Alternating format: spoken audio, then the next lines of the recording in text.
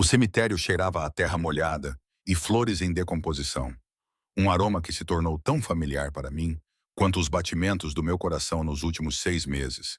A chuva pingava do guarda-chuva preto que eu segurava com os dedos dormentes, cada gota ecoando contra o tecido esticado como uma contagem regressiva para algo que eu não conseguia nomear. Os meus joelhos pressionavam o chão lamacento diante da lápide de mármore. O frio penetrava o meu vestido fino, mas eu mal sentia mais nada. A dor se tornara uma companheira tão constante que o desconforto físico parecia quase pitoresco. A Leandro Vitório Duca, filho amado, 1994-2025. As letras se borraram quando as lágrimas se misturaram com a chuva nas minhas bochechas. Tracei o seu nome com dedos trêmulos. A pedra lisa era de alguma forma quente e gelada ao meu toque. 6 meses. Fazia 6 meses desde que me tinham dito que ele estava morto. Morto numa explosão num dos seus armazéns. 6 meses desde que me entregaram a certidão de óbito e um cheque que nunca levantei. 6 meses desde que o mundo se tornou cinzento e sem sentido.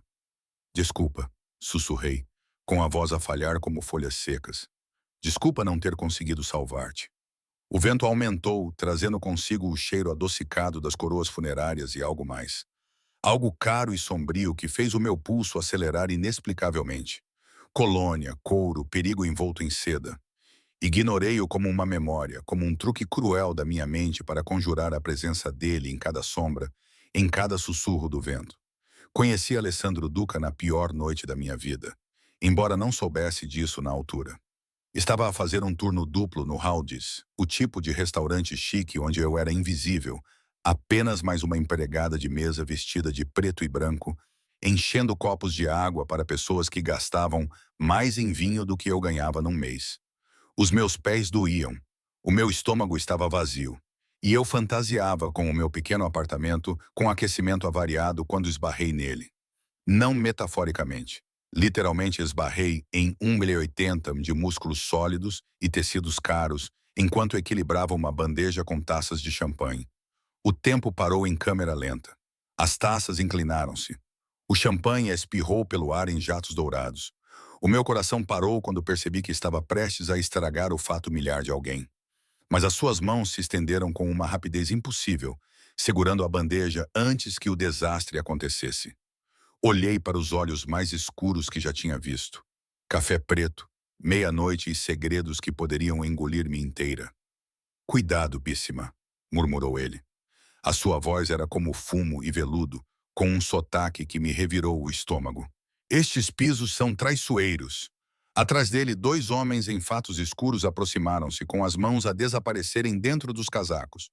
Todo o restaurante parecia ter suspirado. Mais tarde, compreenderia por quê. Todos o reconheceram, exceto eu. Alessandro Duca, o jovem rei do submundo da cidade, o belo monstro que herdara o império do pai aos 25 anos e o expandira com eficiência implacável.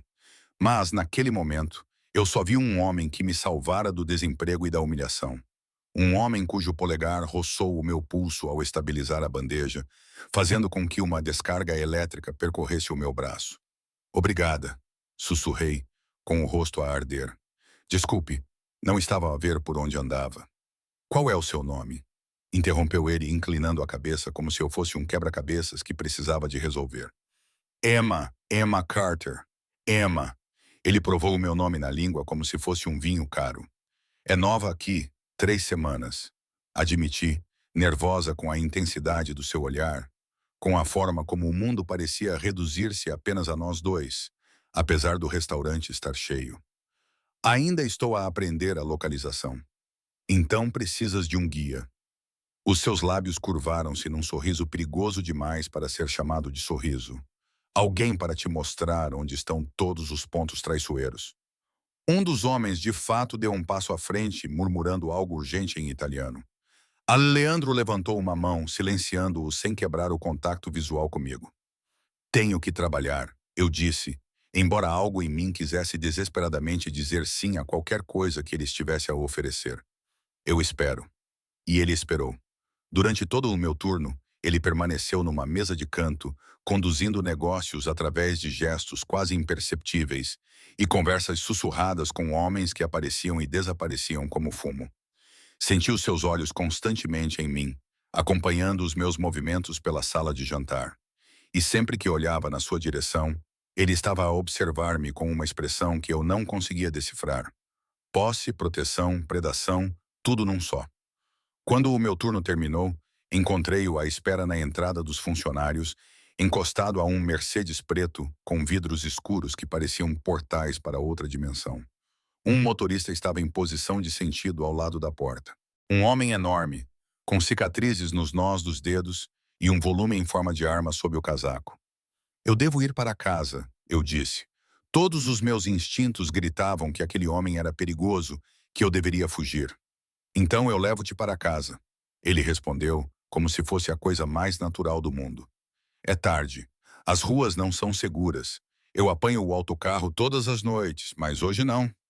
Não era uma pergunta. A mão dele pousou na minha cintura, queimando através do tecido fino do meu uniforme. E eu dei por mim a deslizar para o interior de couro antes de conseguir formular um protesto coerente. O carro cheirava como ele.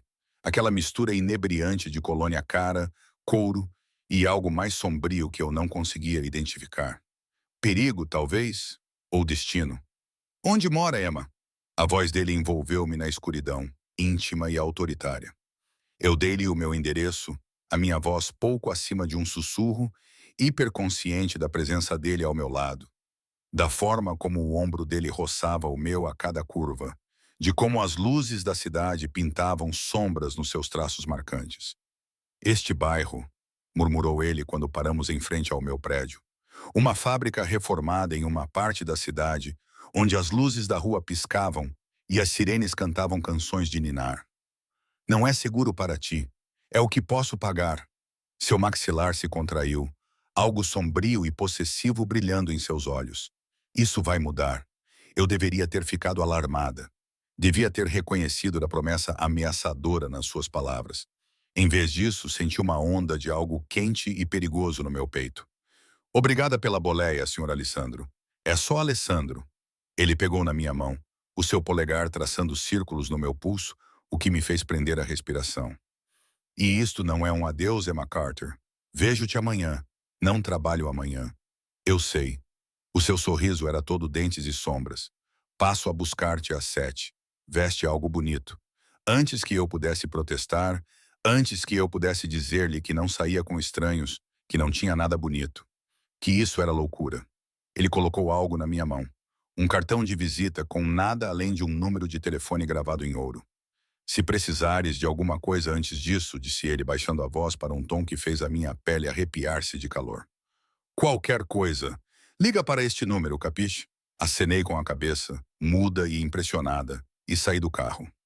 Observei pela janela enquanto o Mercedes ficou parado na berma por 20 minutos, sem sair até que a minha luz acendesse, até que ele tivesse certeza de que eu estava segura lá dentro. Aquele foi o início da minha descida ao mundo de Aleandro Duca. Um mundo de mesas reservadas em restaurantes impossíveis de marcar, de motoristas que apareciam do nada, de homens que se afastavam quando passávamos, de conversas em italiano acima da minha cabeça, enquanto a mão dele permanecia possessivamente na minha cintura. Um mundo onde o perigo e a beleza se entrelaçavam como amantes, onde me senti mais viva e mais aterrorizada do que nunca. Ele cortejou-me com uma intensidade que me roubou o fôlego. Flores apareciam à minha porta diariamente. Não eram rosas, mas flores exóticas que eu não sabia nomear. Cada ramo era mais extravagante do que o anterior. Ele descobriu a minha rotina de alguma forma, aparecendo no final de cada turno com aquele Mercedes preto e o seu motorista silencioso, recusando-se a deixar-me apanhar o autocarro, andar por ruas escuras, existir desprotegida na sua cidade. Não compreendes o que és, disse-me ele uma noite, passando os dedos pelo meu cabelo enquanto estávamos sentados na sua cobertura, com vista para a paisagem urbana cintilante. És luz num mundo de sombras, Bicima. E eu sou demasiado egoísta para deixar que a escuridão te toque. Então, o que isso faz de ti? Sussurrei, olhando para o seu rosto bonito e perigoso. A tua escuridão. O seu beijo tinha gosto de uísque e pecado. O monstro que queimará o mundo para te manter em segurança. Agora, ajoelhada no seu túmulo, pressionei a minha testa contra o mármore frio e soltei um soluço. A chuva intensificou-se, batendo no meu guarda-chuva como acusações. Eu tinha falhado com ele. Na noite da explosão, eu estava na sua cobertura, esperando que ele voltasse de uma reunião que prometera ser rápida. A última mensagem que ele me enviou foi simples: amo-te, Emma. Tudo o que faço é para construir uma vida onde esteja sempre segura. 2 horas depois, o seu braço direito, Marco, chegou ao apartamento com outros 3 homens com expressões sombrias. O armazém tinha sido equipado com explosivos. Aleandro estava lá dentro quando detonou. Encontraram pedaços do seu relógio personalizado, aquele que lhe dei no seu 31º aniversário. A confirmação do ADN levou semanas, mas a certidão de óbito foi emitida. Ofereceram-me dinheiro, uma fortuna que fez a minha cabeça girar. O testamento de Aleandro incluía disposições para mim, disseram eles. Mas recusei tudo, exceto uma pequena mesada para pagar o aluguer. O dinheiro sujo parecia errado. E sem ele, o que importava tudo isso? Sinto a tua falta. Eu engasguei-me, os meus dedos agarrados à relva molhada ao redor da sua lápide. Sinto tanto a tua falta que não consigo respirar. Todas as manhãs acordo e esqueço que partiste. Depois lembro-me e é como morrer novamente. O aroma da colônia intensificou-se tanto que levantei a cabeça, confusa. O meu coração batia forte contra as costelas enquanto examinava o cemitério, mas só via lápides borradas pela chuva e caminhos vazios entre os mausoléus. A dor está a pregar-me partidas, disse a mim mesma. A minha mente evocava traços fantasmagóricos dele porque eu não conseguia aceitar que ele tinha realmente partido. Levantei-me com as pernas rígidas e doridas. O céu tinha escurecido, com nuvens de tempestade roxas profundas a acumularem-se como um julgamento. Eu precisava de sair para voltar ao meu apartamento vazio e enfrentar mais uma noite sem ele. Foi então que senti a sensação inconfundível de estar a ser observada. Os pelos da minha nuca se arrepiaram, o instinto primitivo gritando perigo numa linguagem mais antiga do que as palavras. Eu me virei, com água a escorrer do meu guarda-chuva, e vi um movimento nas sombras entre 2 mausoléus ornamentados. Uma figura alta, ainda a observar, prendeu a minha respiração.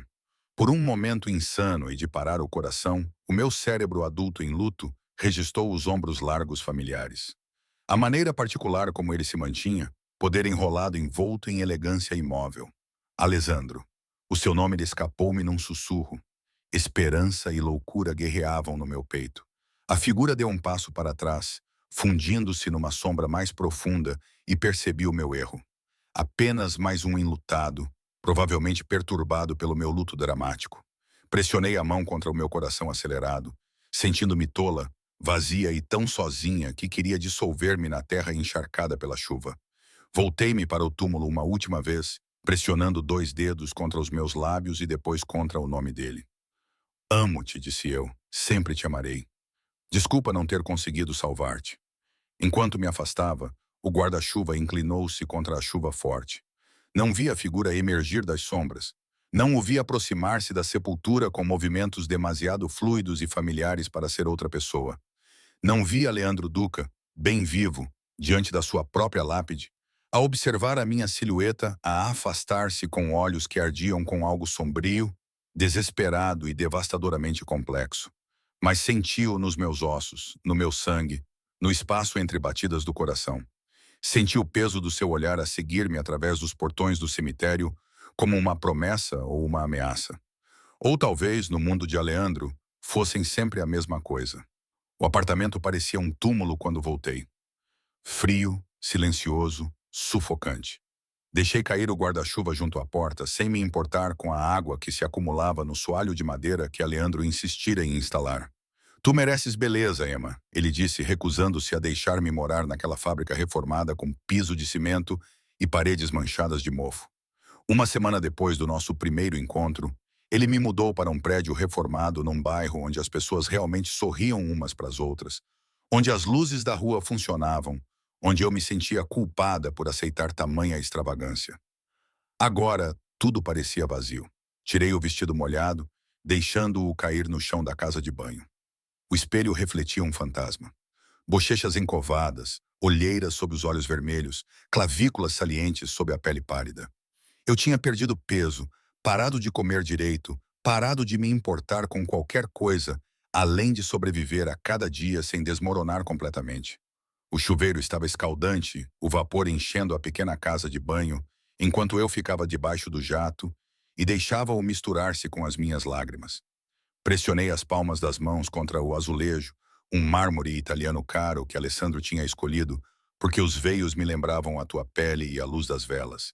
E tentei lembrar-me de como respirar. 6 meses. Como era possível que 6 meses pudessem parecer 6 anos e 6 segundos simultaneamente?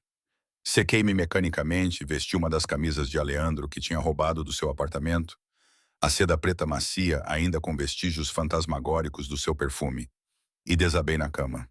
O sono seria difícil de alcançar, como sempre. Ficaria ali deitada por horas, revivendo memórias, torturando-me com e se, até que a exaustão me arrastasse para pesadelos onde ele morria repetidamente de maneiras cada vez mais horríveis. O meu telemóvel vibrou na mesinha de cabeceira, provavelmente o meu gerente do Haldis, perguntando se eu poderia fazer um turno.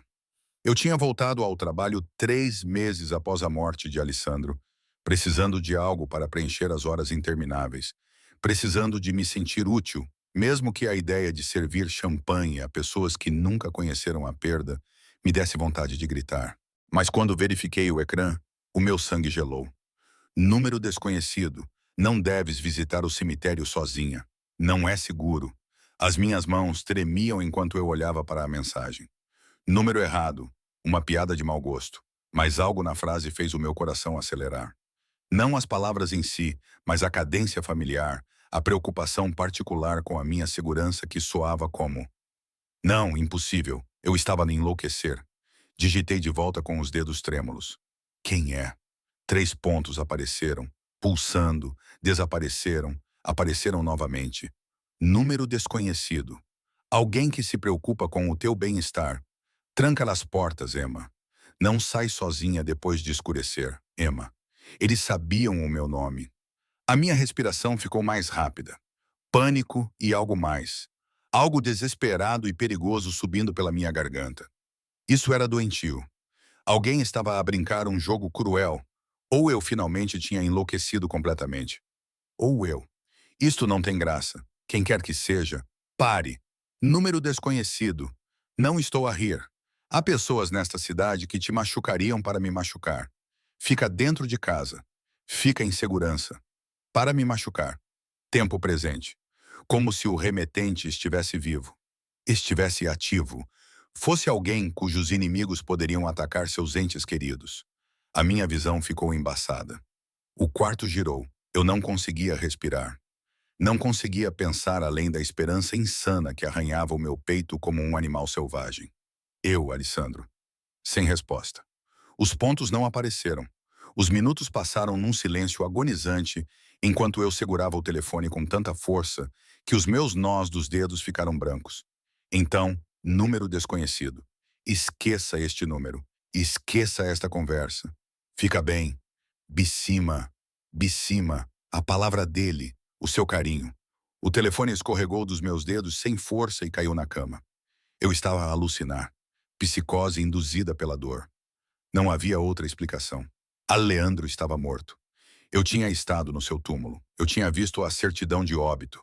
Marco tinha me mostrado as imagens de vigilância da explosão do armazém. Uma bola de fogo tão intensa que quase não restou nada para recuperar. Mas e se? E se tudo tivesse sido encenado? O pensamento era insano, impossível. Por que ele fingiria a sua morte? Por que ele me deixaria sofrer por 6 meses? Deixaria-me chorar até ficar doente. Deixaria-me definhar acreditando que ele tinha partido. A menos que ele não tivesse escolha. A menos que algo fosse tão perigoso, tão catastrófico que morrer fosse a única maneira de proteger. A campainha da minha porta me tirou dos pensamentos em espiral. Eu pulei, com o coração batendo forte, e olhei para o interfone como se ele fosse explodir. Era quase meia-noite. Ninguém mais me visitava. Eu não tinha mais amigos. O mundo de Alessandro tinha me consumido tão completamente que minha antiga vida simplesmente evaporou. A campainha tocou novamente, mais insistente. Eu me aproximei do interfone e apertei o botão com as mãos trêmulas. Quem é, senhorita Carter? Uma voz masculina, profissional e desconhecida. Tenho uma entrega para si. É meia-noite. Sim, senhora. Peço desculpa pelo horário tardio. As minhas instruções foram bastante específicas. Entregar esta noite, independentemente da hora. Instruções de quem eu deveria mandá-lo embora, deveria chamar a polícia, deveria fazer qualquer coisa, exceto deixar um estranho entrar no meu prédio depois de receber mensagens enigmáticas que destruíram o meu frágil equilíbrio com a realidade. Em vez disso, ouvi-me dizer: deixe na entrada. Receio não poder fazer isso, senhora. Preciso da sua assinatura. Algo no seu tom, respeitoso, mas inflexível, lembrou-me os homens do Aleandro. Aquela mistura particular de cortesia e certeza absoluta de que as suas ordens seriam cumpridas. Já vou descer, sussurrei. Vesti as calças de ganga e mantive a camisa do Aleandro como uma armadura, como se ele ainda pudesse proteger-me do além-túmulo. Ou de onde quer que ele estivesse, se o impossível fosse de alguma forma verdade. O corredor estava vazio, as luzes fluorescentes a zumbir a sua canção monótona. Os meus passos ecoavam nas escadas enquanto descia para o átrio, cada passo parecendo uma descida para algo que eu não conseguia nomear. Através da porta de vidro, pude vê-lo, um homem de fato escuro, segurando uma grande caixa preta amarrada com uma fita prateada. Ele permanecia perfeitamente imóvel, paciente de uma forma que sugeria que esperaria a noite toda, se necessário. Quando me viu, acenou com a cabeça uma vez, um gesto de reconhecimento que era quase militar em sua precisão. Abri a porta 6, mantendo a corrente engatada. Quem o enviou? Não tenho liberdade para dizer, senhora. Os seus olhos estavam escondidos atrás de óculos escuros, apesar da hora avançada. Mas fui instruído a garantir que está segura, que sempre esteve segura, mesmo quando não sabia disso. Os meus joelhos ameaçaram ceder. Preciso de um nome. Ele disse que perguntaria isso. Os lábios do homem curvaram-se em algo que poderia ter sido um sorriso, se tivesse chegado aos seus olhos. Ele disse para lhe dizer: lembra-se do que lhe prometi naquela primeira noite? Tudo o que faço é para mantê-la segura. O mundo inclinou-se. Aquelas palavras. Aleandro dizia-as constantemente, um mantra que repetia sempre que eu questionava os homens armados que apareciam do lado de fora do meu prédio. Sempre que eu notava como as pessoas nos evitavam em público, sempre que vislumbrava a escuridão por baixo da sua bela aparência. Ele está vivo, sussurrei. Mais uma oração do que uma afirmação. O homem não disse nada, mas o seu silêncio foi resposta suficiente. Ele deslizou a caixa pela fresta da porta junto com um envelope elegante e em seguida deu um passo para trás. Ele está a cuidar de si, senhorita Carter. Sempre cuidou. Nem mesmo a morte poderia mudar isso. Ele tocou a têmpora com 2 dedos em um gesto de respeito. Depois virou-se e caminhou até um SUV preto com vidros escuros que, de repente, percebi que estava parado do outro lado da rua há quem sabe quanto tempo. Observei-o a afastar-se e depois olhei para a caixa nas minhas mãos trêmulas. Dentro, embrulhado em papel de seda tão fino que parecia teia de aranha, encontrei um telemóvel topo de gama já carregado com um único número programado nos contactos. Apenas a letra, apenas a sua inicial, mas foi o suficiente para me fazer afundar no chão do átrio, apertando o telemóvel contra o peito, enquanto 6 meses de luto se transformavam em algo infinitamente mais complexo. Alívio, raiva, confusão e uma necessidade desesperada e dolorosa. O envelope continha um único cartão escrito com a caligrafia característica de Aleandro, traços fortes que sempre me lembraram violência controlada. Emma, perdoe-me pelo que a fiz passar. Perdoa-me pela dor que causei. Não tive escolha. Eles estavam a vir atrás de ti, a usar-te para me destruir. A única maneira de te manter em segurança era morrer. Mas a morte não conseguiu afastar-me de ti, Bicima. Eu cuidei de ti todos os dias. Cada visita ao cemitério, cada turno no Haldes, cada noite sem dormir, eu estava lá nas sombras, garantindo que nenhum mal te atingisse. Sei que tens perguntas. Sei que estás zangada. Tens todo o direito de estar, mas preciso que confies em mim mais uma vez. Não contes a ninguém sobre isto, nem ao Marco. A ninguém. O perigo ainda não passou. Há pessoas que te matariam só para me punir por pecados que tu nem conheces. Explicarei tudo em breve. Por enquanto, mantém este telemóvel sempre contigo. Se precisares de mim, se realmente precisares, liga-o. Encontrar-te-ei em poucos minutos. És o meu coração, Emma. A minha razão para respirar. Tudo o que fiz, todas as mentiras que contei, Todos os dias em que fiquei morto. Foi tudo por ti. Tua, mesmo na morte. Li a carta 17 vezes, memorizando cada palavra, cada curva da sua caligrafia, procurando provas de que era real e não uma alucinação elaborada que a minha mente perturbada tivesse conjurado. Mas o telefone estava sólido na minha mão. O papel era real sob os meus dedos, e a dor familiar no meu peito transformou-se em algo selvagem e furioso. Ele estava vivo. Ele deixou-me chorar a sua morte. Ele viu-me desmoronar e não fez nada porque me amava. Porque o perigo ainda espreitava nas sombras que eu não conseguia ver, ou porque Alessandro Duca sempre fora um homem que controlava tudo, que tomava decisões por mim para o meu próprio bem, que me amava com uma possessividade que às vezes parecia mais cativeiro do que devoção. Subi as escadas cambaleando, tranquei todas as fechaduras e sentei-me na cama a olhar para o telefone. Parte de mim queria ligá-lo imediatamente, exigir respostas, gritar com ele pela agonia pela qual ele me fizera passar. Mas outra parte, a parte que tinha aprendido a navegar no mundo de sombras e segredos de Alessandro, compreendia que ligar aquele telefone mudaria tudo, me puxaria de volta para a órbita dele com uma gravidade à qual eu nunca tinha conseguido resistir. Coloquei-o na gaveta da minha mesinha de cabeceira, ao lado do relógio que eu tinha dado a ele e que Marco tinha devolvido, aquele que supostamente tinha sido recuperado da explosão com o cristal rachado e a pulseira queimada. Aquilo também tinha sido encenado, todas as provas cuidadosamente construídas para vender a mentira da sua morte. O meu telemóvel normal, vibrou novamente.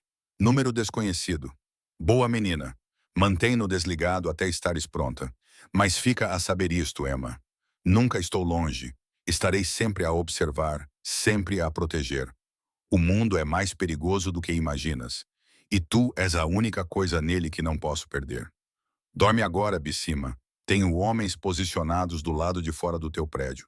Ninguém vai te machucar. Não enquanto eu estiver vivo. Fui até a janela e olhei para a rua. Com certeza, um sedã preto estava estacionado 2 prédios abaixo, seus ocupantes invisíveis atrás dos vidros escuros. Há quanto tempo eles estavam lá? Dias? Semanas? Se eu estivesse sob vigilância todo esse tempo, a chorar a morte de um homem que me observava sofrer, esse pensamento deveria ter me aterrorizado. Deveria ter me feito correr para a polícia, para qualquer pessoa que pudesse proteger-me desse homem lindo e perigoso que me amava com uma intensidade que confundia a linha entre devoção e obsessão. Em vez disso, senti algo mudar dentro de mim. A dor que me oprimia há 6 meses transformou-se num tipo diferente de pressão. A Lisandra estava viva. O amor da minha vida. O monstro que roubou o meu coração. O homem que eu pensava ter perdido para sempre. Ele estava lá fora, respirando, observando, orquestrando a minha segurança nas sombras. E amanhã, decidi enquanto finalmente me enfiava debaixo das cobertas, eu iria descobrir exatamente do que ele estava a proteger-me, mesmo que a verdade me destruísse. Amanhã chegou com a luz fraca do sol a filtrar-se pelas minhas cortinas, pintando listras douradas no chão de madeira. Dormi mal, com sonhos que se misturavam com pensamentos acordados, até não conseguir mais distinguir entre memória, pesadelo e realidade impossível. O telefone estava na minha mesinha de cabeceira como uma arma carregada, adormecida, mas perigosa, prometendo respostas que eu não tinha certeza se estava pronta para ouvir. Tomei banho, vesti jeans e um suéter e fiz café que tinha gosto de cinza na boca. Tudo parecia surreal, como se eu estivesse a mover-me na água, como se o mundo tivesse inclinado ligeiramente o seu eixo durante a noite e eu fosse a única a notar. O sedã preto ainda estava estacionado lá fora.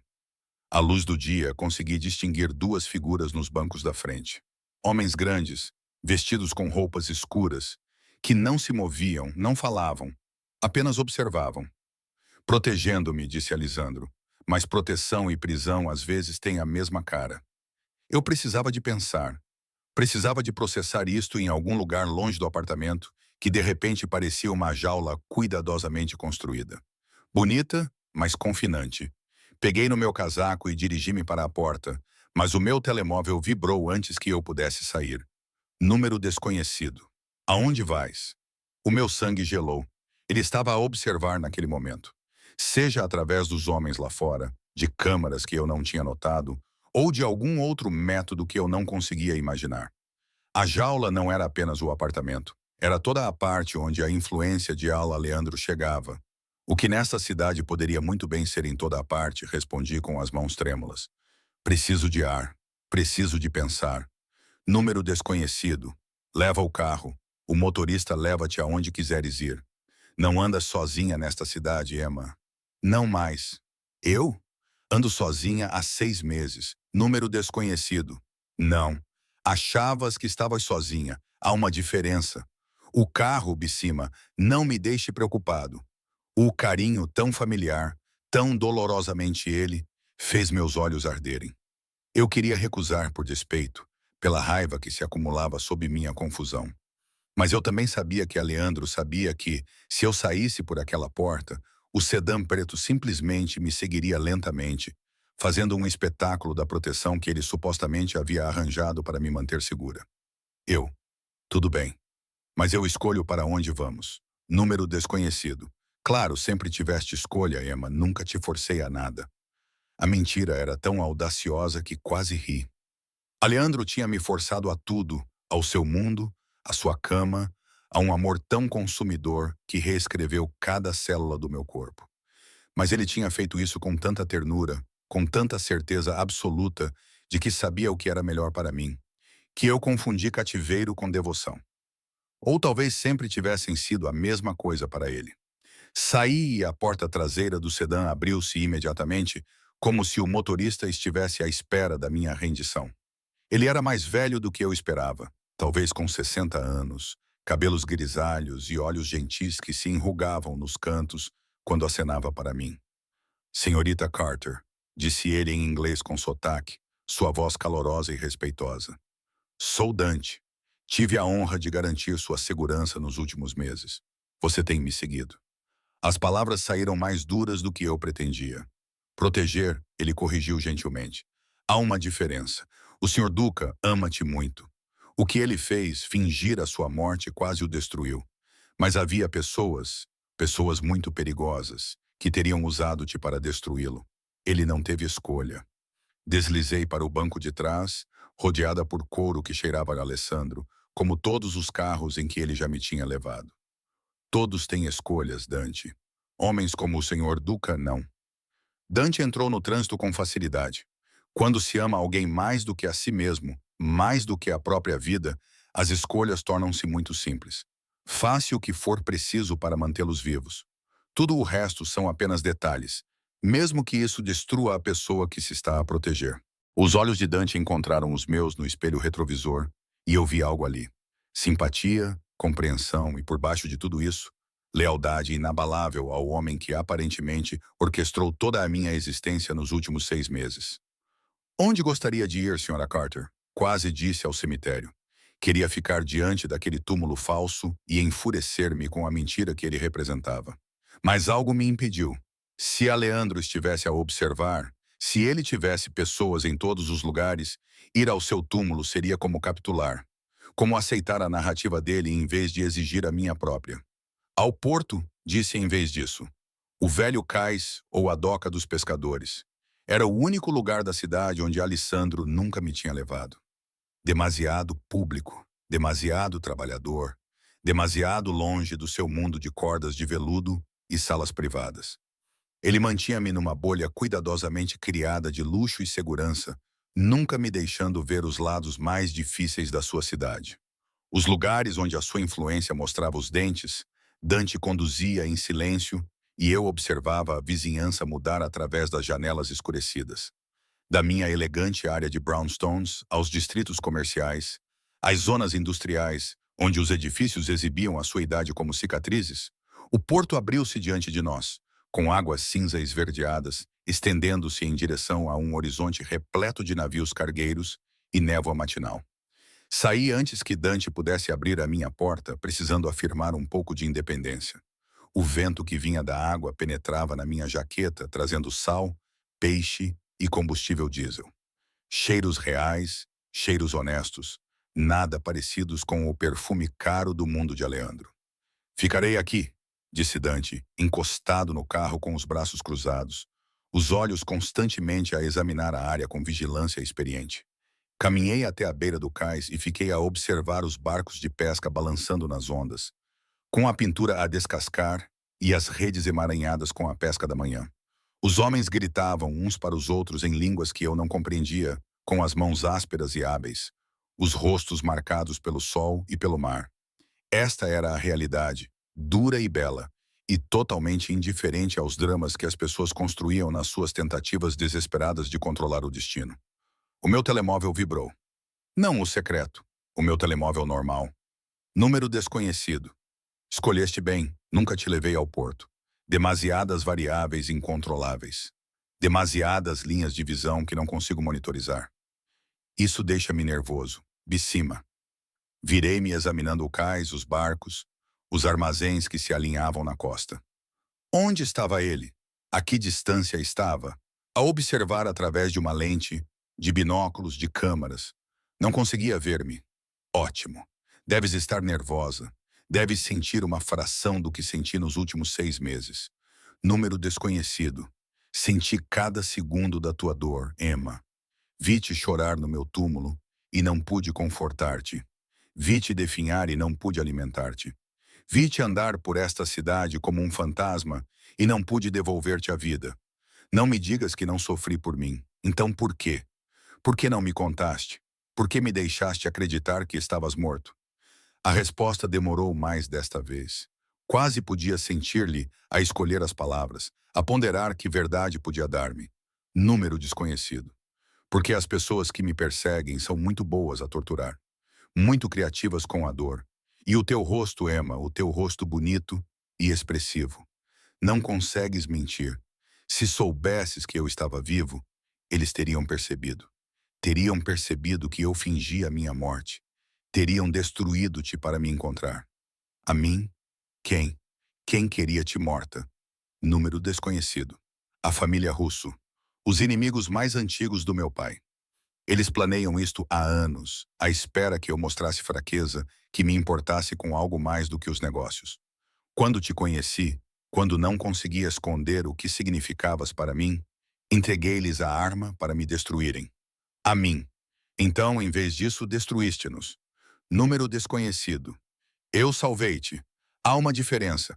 Eu queria atirar o telefone para o porto, vê-lo afundar na água cinza esverdeada e levar as justificações dele com ele.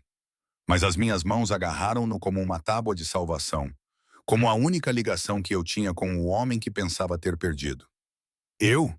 Onde estás agora? Estás perto? Desconhecido. Num número próximo o suficiente para chegar até ti em 30 segundos se surgir algum perigo. Distante o suficiente para que possas ter o teu espaço, a tua raiva, o teu momento de liberdade neste cais.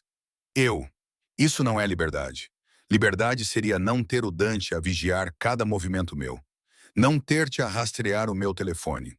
Não viver num apartamento que controlas numa cidade que possuis. Número desconhecido. Tens razão. Nunca te dei liberdade, Emma. Dei-te segurança, luxo, devoção, obsessão, tudo, exceto a escolha de te afastares de mim, porque sou egoísta. Porque amar-te é a única coisa humana em mim. E não vou pedir desculpa por proteger o que é meu. O que é meu? A possessividade nessas palavras deveria ter me aterrorizado. Devia ter me feito correr para qualquer autoridade que pudesse proteger civis de homens como Aleandro Duca. Mas não foi assim. Nunca foi porque uma parte distorcida de mim sempre desejou a obsessão dele, a certeza absoluta de que eu lhe pertencia. A disposição dele de queimar o mundo para me manter segura. Eu não sou uma posse. Número desconhecido. Não. És o meu coração a bater fora do meu corpo. És todas as fraquezas que já tive envoltas em pele que quero adorar. És a razão pela qual fingi a minha morte e a razão pela qual não consigo permanecer morta. És tudo, Emma, e isso aterroriza-me mais do que qualquer bala jamais poderia. Uma comoção irrompeu perto de um dos armazéns, gritos em italiano, o guincho de pneus, um único tiro que rachou o ar da manhã como um osso a partir-se. Dante estava ao meu lado instantaneamente, com a mão no meu braço, já a puxar-me em direção ao carro com eficiência urgente. Precisamos de ir agora. O que está a acontecer? Por favor, Sra. Carter. sem perguntas. Apenas ande. Mais gritos, mais tiros. Os pescadores espalharam-se como pássaros assustados, abandonando as suas redes e correndo para se proteger. Dante empurrou-me para o banco de trás, e o carro estava a andar antes mesmo de a minha porta fechar, com os pneus a guinchar, enquanto acelerávamos para longe do porto. O meu telemóvel tocou. O telemóvel secreto, aquele que estava silencioso na minha mesinha de cabeceira. Tirei-o do bolso do casaco com as mãos trêmulas. Está ferida? A voz de Aleandro, áspera de medo e fúria, encheu o carro. Não era uma mensagem de texto, nem uma mensagem distante. Era a sua voz real envolvendo-me como braços que eu pensava nunca mais sentir. Estou bem. O Dante tirou-me de lá. O que está a acontecer? Os russos. Eles também estavam a vigiar-te, esperando para ver se a minha morte era real ou se eu cometeria algum deslize, entraria em contato. Eu deveria saber que eles estariam vigiando o porto. É um dos territórios deles. Ele respirava com dificuldade, falava rápido, e por baixo das suas palavras, eu podia ouvir outros sons. Passos correndo, italiano urgente, o clique metálico de armas sendo carregadas. Dante, leva-a para o esconderijo. Aquele no distrito financeiro. Sim, senhor, disse Dante, já ajustando o rumo. Espera, protestei. Não quero ir para um esconderijo. Quero respostas. Quero... Queres ficar viva? Alessandro interrompeu-me, a sua voz baixando para aquele tom, aquele que era simultaneamente terno e absolutamente inflexível.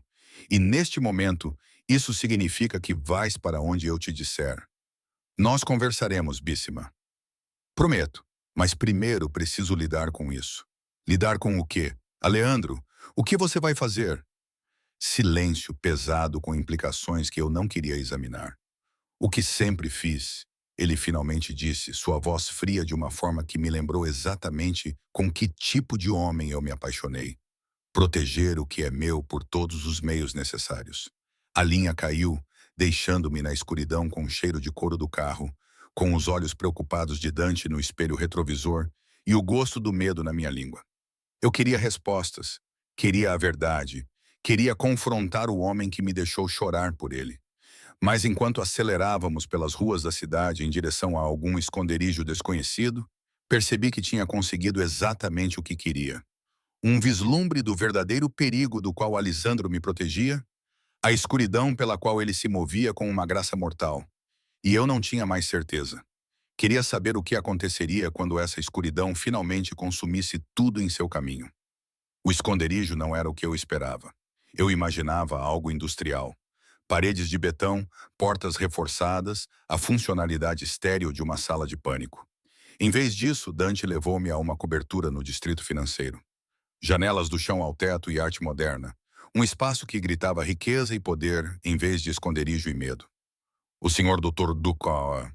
Dr. Duca é o dono do prédio, explicou Dante enquanto me conduzia para dentro, a mão pairando perto da minha cintura num gesto tão parecido com o de Alessandro que fez meu peito doer. 3 andares superiores, o local mais seguro da cidade. Ninguém entra sem autorização biométrica e a sua autorização pessoal. O elevador exigia a impressão digital de Dante e um código de 16 dígitos. Subimos em silêncio, os meus ouvidos estalando à medida que subíamos, a cidade encolhendo abaixo de nós até parecer um brinquedo.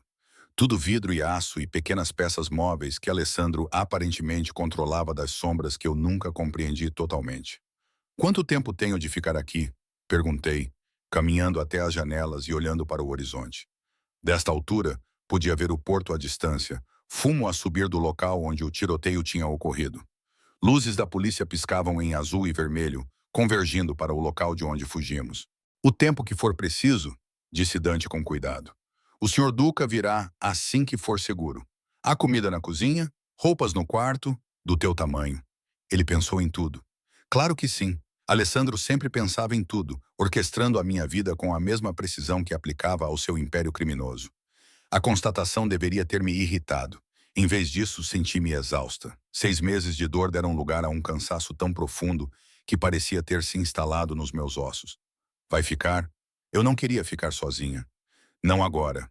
não com tiros ainda a ecoar na minha memória e a consciência de que havia pessoas que queriam magoar-me simplesmente porque Alessandro me amava. Estarei mesmo à porta. Dante prometeu. Está segura aqui, menina Carter. Dou-lhe a minha palavra. Depois de ele sair, explorei a cobertura como uma prisioneira a examinar a sua cela. O quarto tinha um closet cheio de roupas, todas do meu tamanho, todas do meu estilo, roupas que eu nunca tinha visto, mas que Alessandro, de alguma forma, sabia que eu escolheria. Vestidos em tons de joias, camisolas suaves, jeans que me serviriam perfeitamente. Era como entrar num museu de mim mesma, com curadoria de alguém que me conhecia melhor do que eu mesma. A casa de banho tinha as minhas marcas preferidas de shampoo, o meu creme facial e até mesmo o tipo específico de escova de dentes que eu usava. A atenção aos detalhes era impressionante, invasiva, comovente, assustadora. Há quanto tempo ele estava a planear isso? Quantos meses ou anos ele estava a se preparar para a possibilidade de precisar fingir a sua morte? Que precisaria de um lugar para me esconder, que o seu mundo acabaria por exigir o meu desaparecimento em meio ao luxo e ao isolamento. Encontrei vinho na cozinha, um bar o que reconheci dos jantares que partilhamos, das noites em que ele me abraçava contra o seu peito e murmurava palavras carinhosas em italiano que eu nunca compreendi bem. Servi um copo com as mãos trêmulas e voltei para as janelas, observando a cidade pulsar com uma vida que eu já não podia tocar. As horas passaram. O sol percorreu o céu, pintando os edifícios de dourado, depois de laranja, depois de roxo profundo. O meu telemóvel, ambos os telemóveis permaneceram em silêncio. Imaginei a Leandro Algures por aí a lidar com a situação de Russo com os métodos que homens como ele empregavam. Violência, provavelmente derramamento de sangue. A escuridão que ele sempre mantinha cuidadosamente escondida de mim, protegendo a minha inocência, mesmo enquanto roubava a minha liberdade. A noite caiu. As luzes da cidade acenderam-se como 1000 estrelas cadentes. Começava a pensar que ele não viria, que passaria a noite sozinha nesta bela jaula, quando ouvi as portas do elevador a abrir e todos os músculos do meu corpo ficaram tensos. Virei-me lentamente das janelas, com o coração a bater tão forte contra as costelas que pensei que pudesse partir os ossos. E lá estava ele, Alessandro Duca, vivo, real, parado na porta como um fantasma que ganhara forma. Como se todas as orações e maldições que eu gritara na escuridão durante 6 meses tivessem finalmente sido atendidas. Ele parecia diferente, mais magro, mais duro, com sombras sob os olhos que refletiam as minhas. Seu cabelo estava um pouco mais comprido, encaracolando-se na gola. Ele usava calças táticas pretas e uma camisa justa que mostrava os músculos magros por baixo. Havia sangue nas suas mãos, mas não era o seu sangue. De alguma forma, eu sabia que alguém se tinha sacrificado para me manter em segurança. Por um longo momento, ficamos apenas a olhar um para o outro. O ar entre nós parecia carregado, perigoso, como um momento antes de um raio cair, quando todos os cabelos se eriçam e o mundo prende a respiração. Emma. O meu nome nos seus lábios. Aquela voz que eu pensava que nunca mais ouviria. Quebrou algo dentro de mim. Eu queria correr para ele, queria dar-lhe um tapa, queria cair aos seus pés e soluçar de alívio por ele estar real, sólido, respirando. Em vez disso, fiquei paralisada junto à janela, com o copo de vinho a tremer na minha mão. Estás vivo, sussurrei, afirmando o óbvio, porque o meu cérebro não conseguia formar pensamentos mais complexos. Estou vivo. Ele deu um passo à frente com movimentos cuidadosos, como se estivesse a aproximar-se de um animal ferido. Sei que estás zangada. Sei que me odeias. Tens todo o direito de... Eu não te odeio. As palavras saíram antes que eu pudesse impedi-las. Eu tentei. Deus sabe que tentei, mas não consigo odiar-te, Alisandro. Só consigo odiar-me a mim mesma por ainda te amar depois do que me fizeste passar. A sua expressão mudou, a dor refletindo-se no seu belo rosto. Bélia, não! Levantei a mão, impedindo-o. Não me chames isso, não. Não uses as palavras que usaste quando pensei que estávamos a construir algo real. Não quando tudo era uma mentira. Nem tudo. Ele aproximou-se, inexorável como a maré. O meu amor por ti nunca foi uma mentira. Cada palavra que disse, cada promessa que fiz, tudo era verdade. A única mentira foi a minha morte, E fiz isso para te manter a respirar, fazendo-me desejar não estar aqui. A minha voz quebrou-se. Eu queria morrer, Alisandro. Nos primeiros meses depois de me terem dito que tinhas partido, eu queria seguir-te. A única coisa que me impediu foi o pensamento de que ficarias desapontado se eu desistisse. E todo esse tempo tu estavas a observar, viste o que isso fez comigo e não fizeste nada. Eu fiz tudo. A sua voz ficou rouca de emoção. Matei 17 homens nos últimos 6 meses. 17 soldados russos que se aproximaram demais de ti, que fizeram perguntas sobre ti, que até te olharam de forma errada. Queimei 3 das operações deles. Tenho travado uma guerra nas sombras para te manter em segurança enquanto eles pensavam que eu estava morto. Enquanto eles não podiam usar-te contra mim. Eu não pedi isso. O copo de vinho estilhaçou-se no chão, o líquido vermelho espalhando-se como sangue pelo mármore branco. Não te pedi para matares por mim. Não te pedi para mentires para mim. Eu só queria você, a verdadeira você, a verdade. Mesmo que fosse perigoso, a verdade teria feito com que você fosse torturada. Ele estava perto o suficiente agora para que eu pudesse sentir o seu cheiro. Pólvora e fumo se misturavam ao seu perfume familiar. Os russos não matam apenas, Emma. Eles transformam o sofrimento em arte. Eles teriam te despedaçado pedaço por pedaço, te mantido viva por dias, semanas, apenas para me fazer entregar tudo o que construí. E tu, com o teu rosto bonito e honesto, não consegues esconder o que sentes. Se soubesses que eu estava viva, eles teriam percebido. Teriam sabido. Então fizeste a escolha por mim novamente. Pressionei as palmas das mãos contra o peito dele, com a intenção de o afastar. Mas as minhas mãos ficaram ali, sentindo o seu batimento cardíaco rápido, forte e real. Tu sempre tomas as decisões, Aleandro. Onde eu moro, como sou protegida, quem posso ver, o que posso saber. Construíste uma gaiola dourada e chamaste-lhe de amor. Sim, ele cobriu as minhas mãos com as dele, e eu pude sentir o sangue seco a descascar sob os meus dedos. Sim, construí uma gaiola para ti porque a alternativa era ver-te voar para o perigo do qual eu não poderia proteger-te. Porque sou um bastardo egoísta que prefere ter-te segura e zangada do que livre e morta. Porque perder-te não é uma opção. Eu posso sobreviver. A outra mão dele subiu para cortar o meu rosto, o polegar traçando a minha maçã do rosto com infinita ternura. Eu sei o que sou, Bicima. Sou um monstro. Eu traficar violência e medo. Fiz coisas que te deixariam doente se soubesses os detalhes. Mas tu és a única coisa boa na minha vida podre, a única coisa pura que já toquei. E farei qualquer coisa, tornarei-me qualquer pessoa, sacrificarei qualquer coisa para te manter em segurança. Mesmo que isso signifique que me odeies, mesmo que isso signifique ver-te a chorar por mim nas sombras. Lágrimas escorrem pelo meu rosto, quentes e amargas. Não consigo fazer isto. Não consigo viver assim, sem nunca saber o que é real. Sempre a perguntar-me se estás prestes a desaparecer novamente. Se alguma nova ameaça vai obrigar-te a fingir a tua morte, ou a trancar-me, ou a tomar decisões sobre a minha vida sem me consultar, então vai-te embora. As palavras pareciam custar-lhe tudo. A sua mão caiu do meu rosto, e ele deu um passo para trás, criando uma distância que parecia um oceano entre nós. O código do elevador é STU24224, 4 de dezembro de 2024, o dia em que soube que te amava. Vai-te embora, Emma. Leva o dinheiro que deixei para ti. Começa de novo em algum lugar longe desta cidade, longe de mim. Vou pedir ao Dante para te levar aonde quiseres ir. E juro pela minha vida que nunca mais entrarei em contato contigo. Serás livre. Olhei para ele, procurando em seu rosto a mentira, a manipulação. Mas tudo o que vi foi exaustão e amor, e uma resignação tão profunda que parecia morte. Tu me deixarias ir, sussurrei.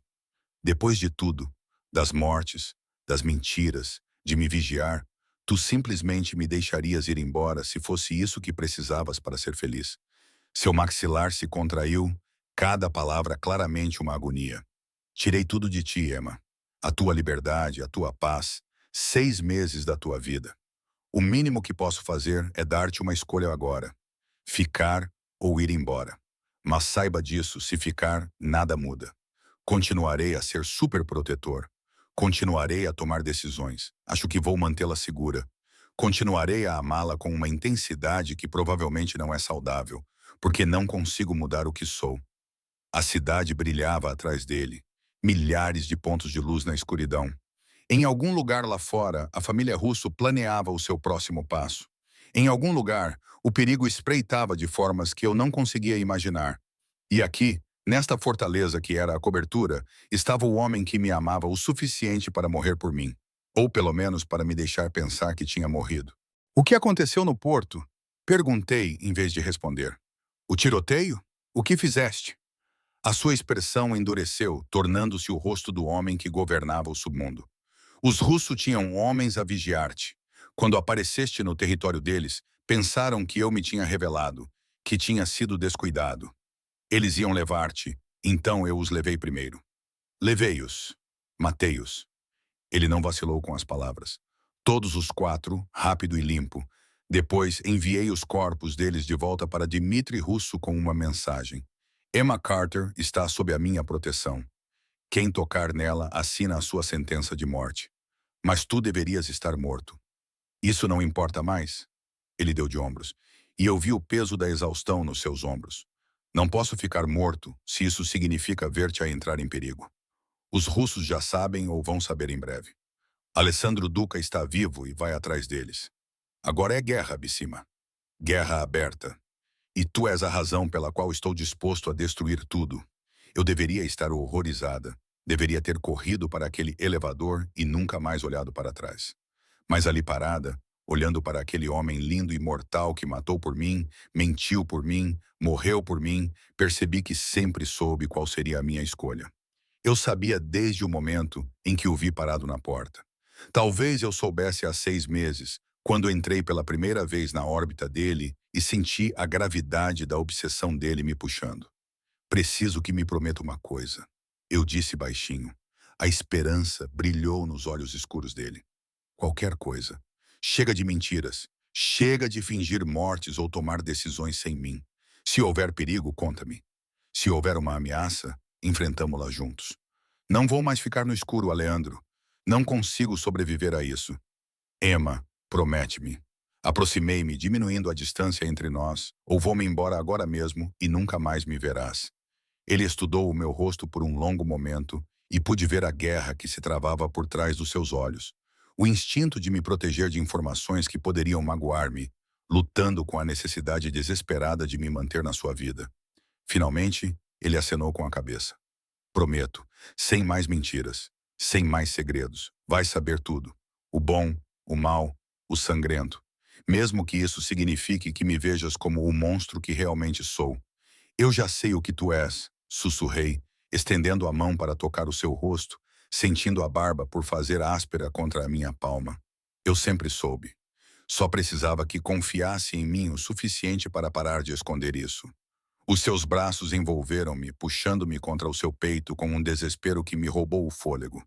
Senti o seu coração a bater forte, senti a tensão a sair do seu corpo, senti a umidade das lágrimas no meu cabelo, enquanto este homem poderoso e perigoso se desmoronava nos meus braços.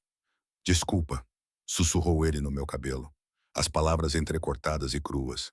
Desculpa pela dor que te causei, por ver-te sofrer e não ser capaz de te confortar, por colocar o meu medo acima do teu direito de saber a verdade. Desculpa, Bicima. Desculpa, porra. Abracei-o com a mesma força com que ele me abraçou. 2 pessoas quebradas agarradas uma à outra numa fortaleza na cobertura, enquanto a cidade ardia lá embaixo. Não era perdão. Ainda não. Isso levaria tempo, honestidade e a reconstrução da confiança que ele destruíra, mas era um começo. E quando os lábios de Aleandro encontraram os meus num beijo com gosto de lágrimas, sangue e necessidade desesperada, percebi que algumas jaulas são mais fáceis de suportar quando se entende exatamente por que a porta está trancada.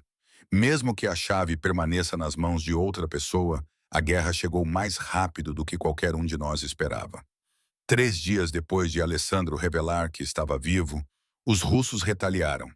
Um carro-bomba explodiu em frente a um dos negócios legítimos de Aleandro, Um restaurante na zona dos teatros onde famílias jantavam aos domingos e turistas tiravam fotos de pratos de massa. 12 feridos, 3 mortos. Danos colaterais num conflito que essas pessoas nem sabiam que existia. Assisti à cobertura do noticiário da cobertura, com as mãos a tremer, enquanto Aleandro ficava atrás de mim, com o telefone colado ao ouvido, dando ordens em italiano rápido. A sua mão repousava no meu ombro, pesada, possessiva, prendendo-me a ele, mesmo quando o seu mundo explodia em guerra aberta. Estão a tentar me provocar, disse ele depois de terminar a ligação, a voz tensa com fúria controlada.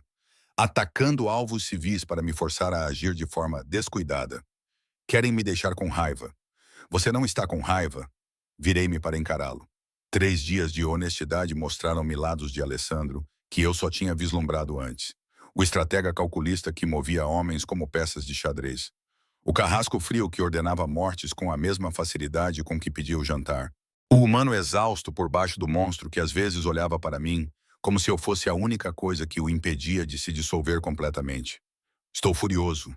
O seu maxilar cerrou-se. Mas a fúria não ganha guerras. A estratégia ganha. A paciência ganha. Conhecer as fraquezas do teu inimigo e explorá-las sem piedade. Quais são as fraquezas deles? Ele estudou o meu rosto e pude ver que ele estava a ponderar quanta verdade me revelar, quanta escuridão me deixar ver. Finalmente, ele me puxou para a mesa de jantar, onde mapas e fotos estavam espalhados como provas de pecados. Dmitry Russo tem 3 filhos. O mais velho, Victor, comanda as operações de drogas. O do meio, Alex, trata da segurança. É ele quem o teria torturado se o tivessem capturado. O mais novo, Mickey, deveria estar a estudar administração em Oxford, mantendo as mãos limpas para quando precisarem de uma cara legítima. Deveria estar. O sorriso de Aleandro era todo dentes e sombras. Mickey tem um problema com o jogo. Perde centenas de milhares em jogos de póquer clandestinos. Ele também tem desviado dinheiro dos negócios do pai para pagar as dívidas. Dmitry ainda não sabe, ou pelo menos não sabia até eu lhe enviar provas esta manhã. Olhei para as fotos de vigilância. Um jovem que parecia ter apenas 20 anos, bonito como as pessoas que nunca conheceram dificuldades. Fotografado em casinos, jogos privados, reuniões com corretores de apostas que pareciam ser do grupo de Alessandro. Vais colocar a família dele uns contra os outros. Vou dar uma escolha ao Dmitry. Alessandro corrigiu. Perder o filho mais novo por causa da sua própria paranoia ou recuar e aceitar que sou intocável. De qualquer forma, os russos destroem-se por dentro enquanto eu mantenho as mãos relativamente limpas. Era brilhante, implacável, exatamente o tipo de violência calculada que tornava Leandro Duca tão perigoso. E eu era cúmplice agora, sentada à sua mesa de guerra, compreendendo as suas estratégias, aceitando o sangue que seria derramado em meu nome. Vai funcionar? Perguntei baixinho. Dmitry ama os seus filhos, mas ama mais o poder. Quando ele perceber que Mali tem roubado dele, comprometendo a família, Alisandro deu de ombros. Ele vai dar o exemplo, e os seus outros filhos vão lembrar que a lealdade familiar não significa nada contra a traição. Durante a semana seguinte, observei Alessandro orquestrar a implosão da família Russo com precisão cirúrgica. Dicas anônimas para Dmitry sobre as atividades de Mali. Provas fotográficas do rastro do dinheiro. Rumores plantados entre os soldados russos sobre qual dos filhos herdaria a liderança. Cada movimento calculado para criar o máximo caos com o mínimo envolvimento direto. Aprendi o ritmo do seu mundo. Telefonemas às 3 da manhã. Homens a chegar com relatórios e a sair com ordens. A consciência constante de que a morte poderia chegar a qualquer momento. Dante e uma equipa rotativa de guardas cercavam a cobertura 24 horas por dia. Leandro mal dormia, vivendo à base de café expresso e adrenalina, e da necessidade feroz de proteger o que era seu. Devias descansar, disse-lhe uma noite, encontrando-o à janela, a olhar para a cidade que ele possuía através da violência e do medo. Não consigo. Ele não se virou. No momento em que fecho os olhos, vejo-te naquele porto.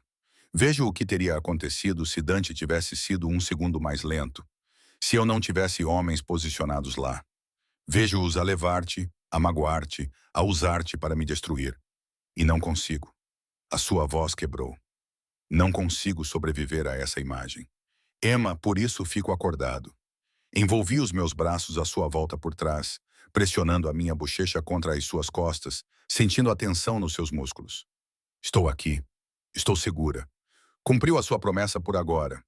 As suas mãos cobriram as minhas, segurando-as contra o seu peito, onde o seu coração batia demasiado rápido. Mas há sempre outra ameaça. Sempre alguém que quer o que eu tenho, que vê-te como a fraqueza que pode explorar. Estar comigo significa viver assim. Guardas, casas seguras, sempre a olhar por cima do ombro. É isso mesmo que queres?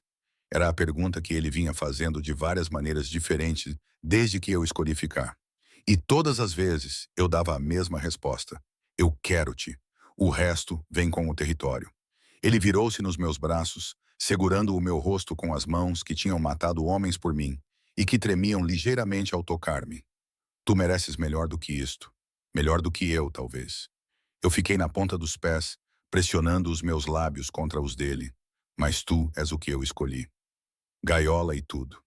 O seu beijo era desesperado, consumindo, cheio do medo, da necessidade e do amor obsessivo que definiam tudo sobre nós. Fizemos amor contra as janelas, com a cidade a observar as nossas sombras a moverem-se contra o vidro. E eu compreendi que esta era agora a minha vida. Bonita e aterradora, apaixonada e perigosa. Uma história de amor escrita com sangue e devoção.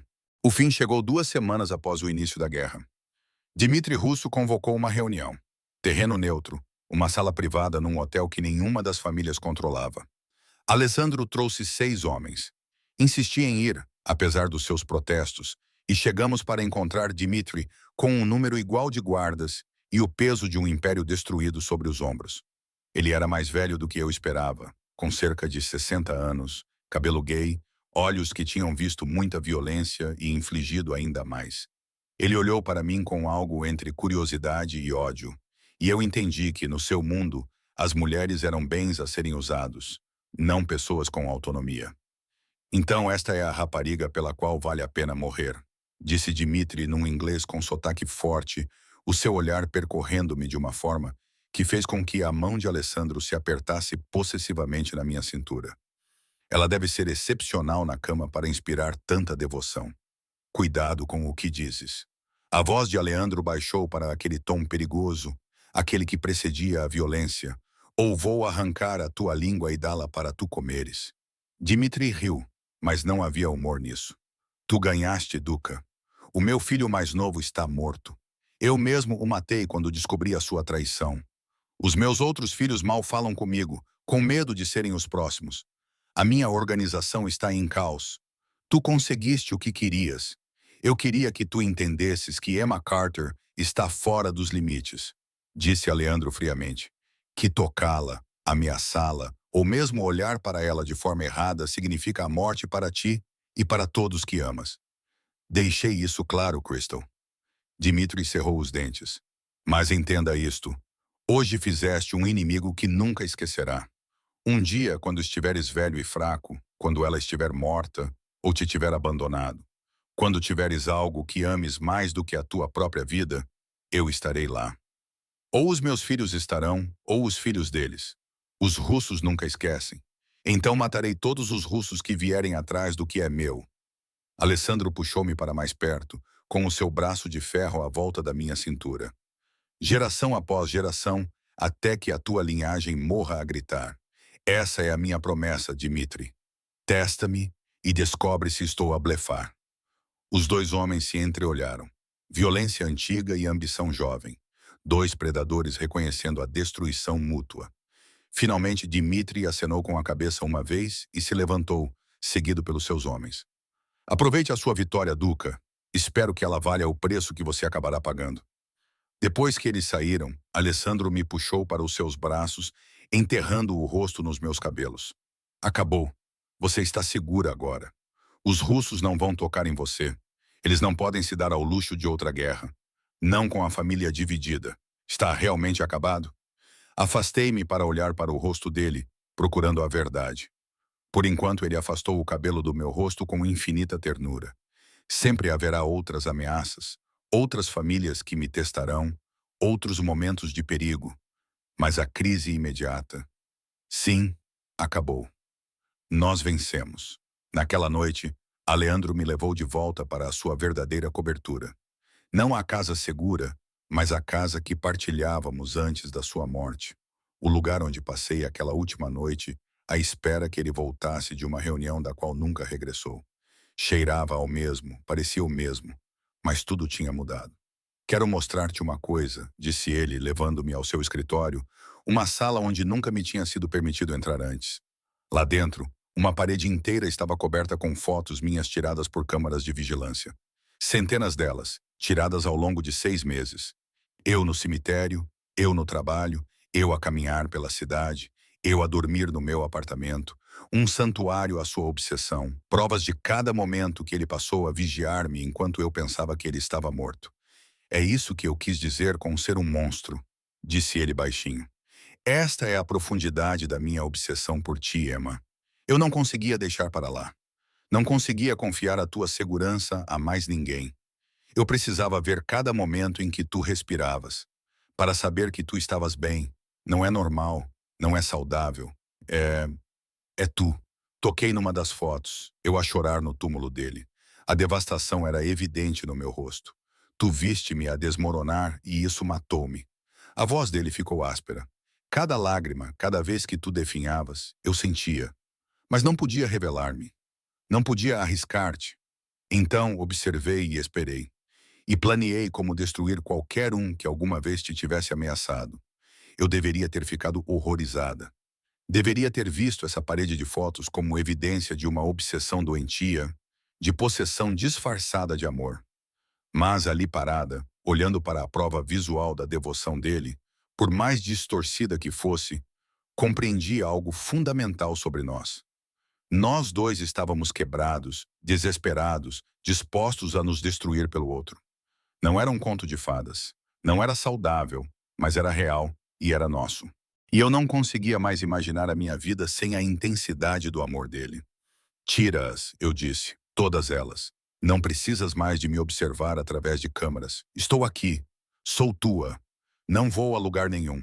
Emma, estou a falar sério, Alisandro. Chega de vigilância. Chega de observar das sombras. Se quiseres saber como estou, pergunta-me. Se quiseres proteger-me, fica ao meu lado. Fazemos isto juntos a partir de agora, ou não fazemos nada.